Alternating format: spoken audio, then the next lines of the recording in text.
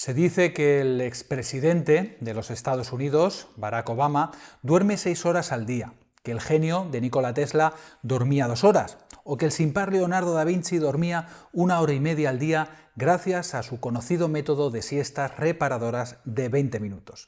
Esto aparentemente les permitía desarrollarse en sus campos de trabajo de una manera acelerada, sacándole al día más horas que el resto de mortales. Pero, ¿qué hay de cierto en esto? ¿Se puede realmente mantener un patrón de sueño tan reducido y rendir adecuadamente? Y lo que es más serio, ¿puede verse afectada nuestra salud si lo convertimos en un hábito? Hoy en nuestro Si Conoce vamos a hablar sobre cuántas horas de sueño necesitamos realmente y sobre si es saludable mantener en el tiempo métodos de reducción del sueño como el que realizaba Da Vinci. Antes de pasar a analizar y ver qué es lo que nos dice la ciencia en referencia a las horas óptimas de sueño necesarias para mantener una vida saludable, vamos a repasar las fases del sueño y su función. En un electroencefalograma se distinguen 4 fases del sueño: fase 1, fase 2, fase 3 y fase 4. Tras cerrar los ojos y disponernos a dormir, las ondas alfa empiezan a inundar el electroencefalograma de bajo voltaje y alta frecuencia, lo cual es propio de la vigilia activa. Luego, cuando nos dormimos, hay una repentina transición a un periodo de fase 1 del electroencefalograma de sueño. La fase 1 de sueño consiste en una actividad de electroencefalograma de fondo de bajo voltaje y alta frecuencia similar a la de la vigilia activa, aunque más lenta. A medida que la persona pasa progresivamente de la fase 1 a la fase 2, 3 y 4, se da un aumento gradual del voltaje y una disminución de su frecuencia. La fase 2 de sueño tiene una amplitud ligeramente mayor y una frecuencia más baja que el electroencefalograma de fase 1. Además, está salpicada por 2 ondas características, los complejos K y los usos del sueño. La fase 3 de sueño se define por la presencia ocasional de ondas delta. Una vez que alcanzamos la fase 4 del electroencefalograma de sueño, permanecemos en ella un cierto tiempo para luego retroceder, atravesando las distintas fases del sueño hasta fase 1. Sin embargo, cuando volvemos a la fase 1, las cosas no son como eran la primera vez. El primer periodo de fase 1 durante el sueño de una noche no está marcado por ningún cambio de electromiográfico u ocular llamativo, mientras que los periodos siguientes de la fase 1 del sueño se acompañan de movimientos oculares y de pérdida del tono en los músculos. El sueño que se asocia en esta fase 1 emergente se suele denominar sueño REM, debido a los movimientos oculares rápidos de los que se acompaña. Todas las demás fases del sueño se denominan en conjunto sueño no REM. En la fase REM, la actividad cerebral, por ejemplo, el consumo de oxígeno, el flujo sanguíneo y el disparo neuronal, aumenta en muchas estructuras cerebrales hasta alcanzar los niveles de vigilia y se da un aumento generalizado de la actividad del sistema neurovegetativo, por ejemplo, la tensión arterial, el pulso y la respiración. Asimismo, los músculos de las extremidades se contraen ocasionalmente y siempre hay algún grado de erección en el clítoris o en el pene. En esta fase REM, los sueños tienen más probabilidad de ser recordados. Por esto, esta fase se llama fase paradójica, por sus similitudes con la vigilia. En este punto, las preguntas que nos hacemos son: ¿por qué necesitamos ir recurrentemente a una etapa del sueño, como la REM, si es una fase de tanta actividad psicofisiológica no relacionada con el descanso y la reparación? ¿Y cuál es la función del sueño? Para encontrar respuestas recurrimos a 2 teorías: las teorías de recuperación del sueño y las teorías circadianas.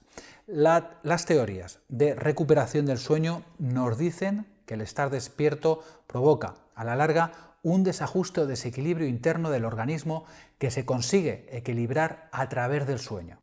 Las teorías circadianas del sueño nos dicen que este no es una reacción al desequilibrio de estar despierto, sino que los seres humanos estamos programados a dormir por la noche independientemente de lo que ocurra por el día, porque el sueño nos protegía de los depredadores y los accidentes en la oscuridad mucho antes de la llegada de la luz artificial. Pero, ¿cuál es la teoría que se ajusta más a la realidad? Pues lo que está claro es que el sueño cumple una función fisiológica importante, ya que todos los mamíferos y todas las aves duermen. Y hay pruebas que lo confirman, pues hay especies como los antílopes que tienen más riesgo de ser atacados mientras duermen, o como los delfines, que solo duermen medio encéfalo, mientras que el otro medio les permite realizar funciones de vigilia. Por otro lado, tenemos estudios de la privación del sueño con humanos y con animales que arrojan resultados dispares. Tras una privación de sueño de 3 o 4 horas en una noche, los sujetos presentan una serie de consecuencias como un aumento de la somnolencia, alteraciones en el estado de ánimo y rendimiento deficiente en pruebas de vigilancia. Después de 2 o 3 días de privación, se observa la aparición de microsueños. Estos microsueños son periodos breves de 2 o 3 segundos en los que los párpados se cierran y los sujetos son menos sensibles a los estímulos externos. Estos microsueños pueden aparecer incluso cuando estamos de pie. Lo más sorprendente en la privación del sueño en humanos es que las funciones cognitivas más complejas, como el cociente intelectual, no se ven afectadas por la privación de sueño, pero sí afecta a la creatividad, como publicó Horn en 1983. Aunque estos resultados en los estudios de privación de sueño en humanos apuntan a que es algo inofensivo para nosotros, otra investigación realizada por Rechtschaffen y Bergman en 1995 con ratas evidencia que podría no ser tan inofensivo. El famoso experimento constó de poner a 2 ratas, una experimental y una de control, en cámaras separadas. Cada vez que el electroencefalograma de la rata experimental indicaba que estaba durmiendo, la plataforma, que servía de suelo a la mitad de ambas cámaras, comenzaba a girar lentamente. Como resultado, si la rata experimental que duerme no se despierta inmediatamente, caía en una piscina de agua poco profunda. A la rata de control se le sometía exactamente al mismo tipo de rotaciones de la plataforma, pero si no está durmiendo puede evitar con facilidad caer al agua andando en la dirección contraria a la que gira la plataforma. Las ratas experimentales suelen morir tras varios días, mientras que las de control se mantienen relativamente sanas.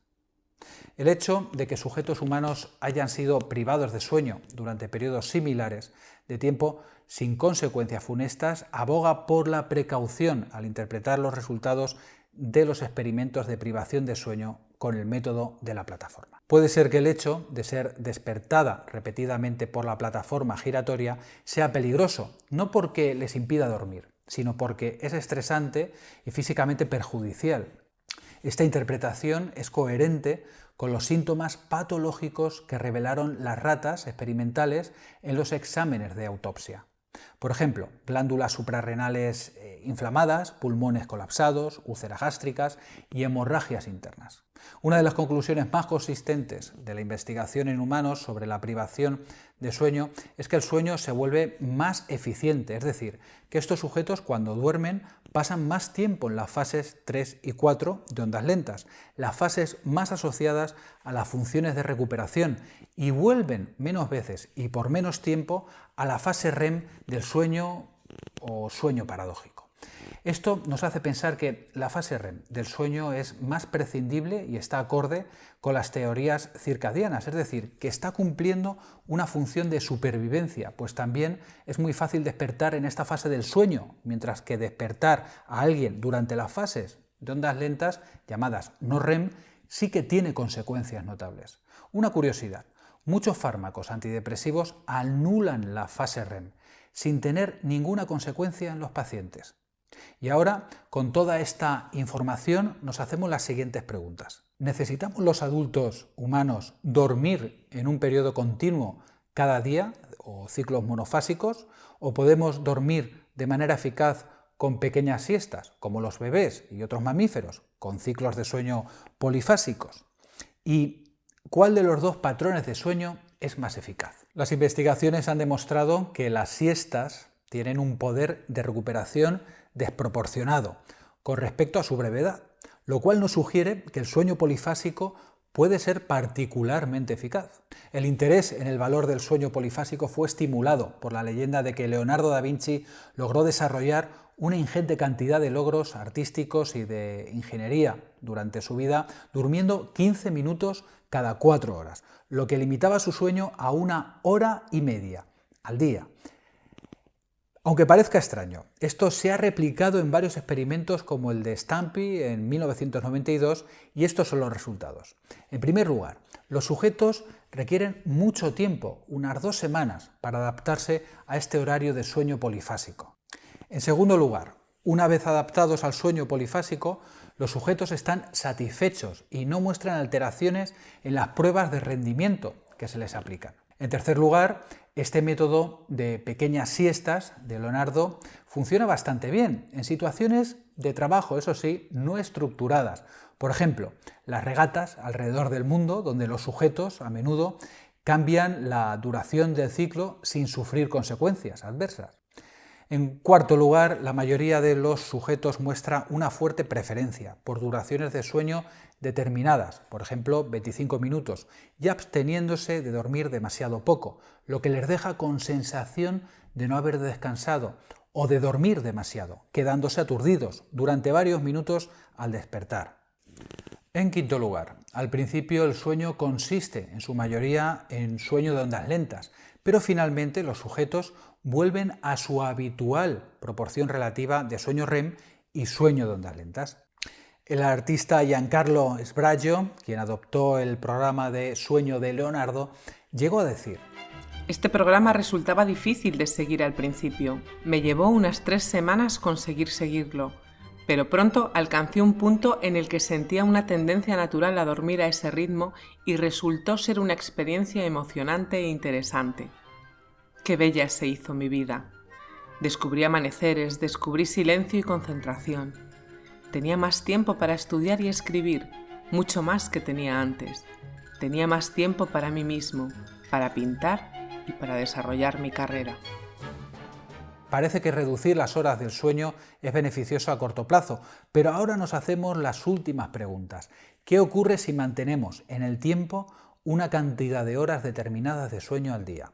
¿Y qué población tiene mayor tasa de mortalidad? ¿Los que duermen menos de 8 horas o los que duermen 8 o más horas al día?